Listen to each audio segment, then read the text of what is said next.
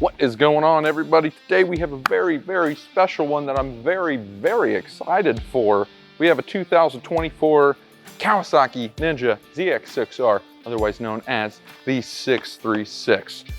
Very excited for this. They did a front end redesign, added some tech and features that they have not had on prior year models. I was very much looking forward to this, and I am so insanely excited to finally have one here I can put my hands on.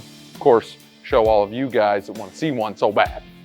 Okay, so first major difference between the 2024 and the 2023 models, or should we say the next generation, I guess, of the ZX-6R, is they now come with a full color Tft display. A lot of people are going to like this. A lot of people are really going to dislike this. For you analog boys that really enjoy that Tft display, I know you're going to miss your analog, but a lot of people are going to be really excited about this, the new display. I can tell you I am very excited. Now it kind of meshes together. They just kind of need to put one on the Ninja 400s, and then it'll be a full suite. Everybody will be the same. Another big change that they've done for the 2024 year model is they've obviously redesigned the front end. So here you can see the headlight shape and design is drastically different. They've actually made it smaller, somehow a little bit less angular in the upswept motion that it usually was.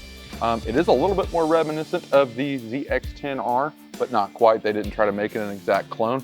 You still got your little snaggle teeth under here. Well, that's what I call them anyways. Looks like they may have extended this fairing out a little bit, kind of give it a little, almost like a blinder kind of look.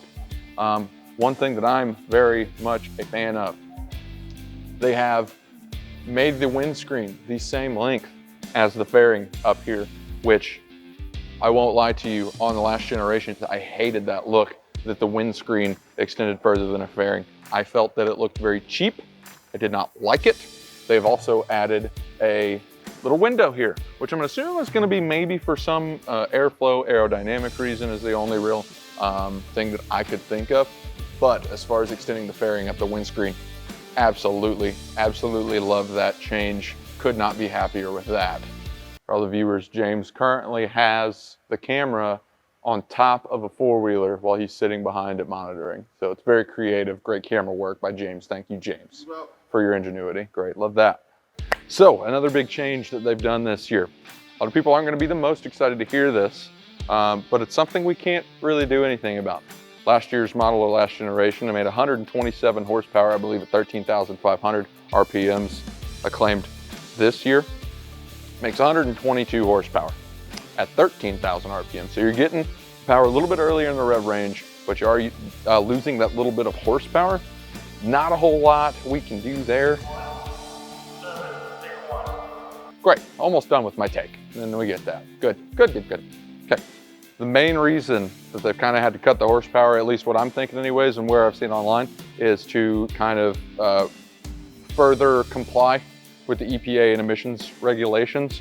Of course, sad to hear, it feels like our motorcycles are losing performance every year, at least in the power part of it.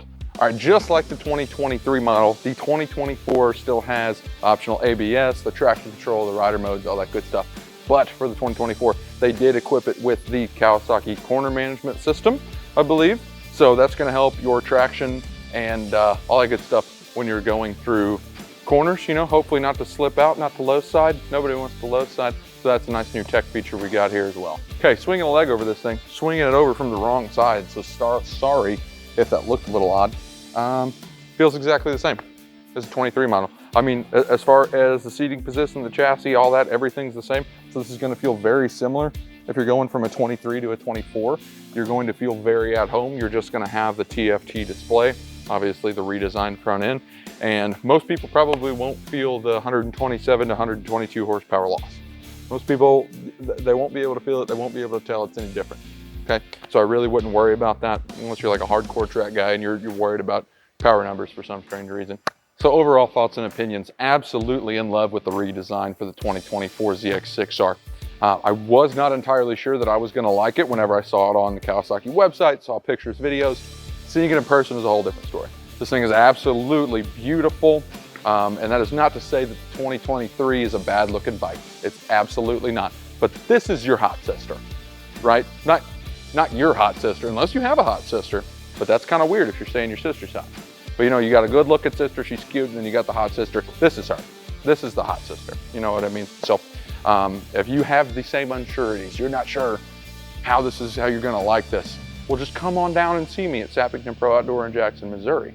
And if you have any questions, you can just call me at 573-243-1975 and just ask for Cody. I'm here all the time. I never go home. Fun fact, there's an apartment in the top of this building. I live there. I've never been away from here. Hard to believe. Lifetime powertrain warranty on all these motorcycles, as well as we do have shipping options nationwide. Watch out soon for the 2023 versus 2024 ZX-6R comparison video. That'll be coming out soon. We just wanted to give you guys a quick little sneak peek of the 2024 models. Be sure to like, comment, and subscribe. Let me know you missed me because I missed you too. Love you. Bye.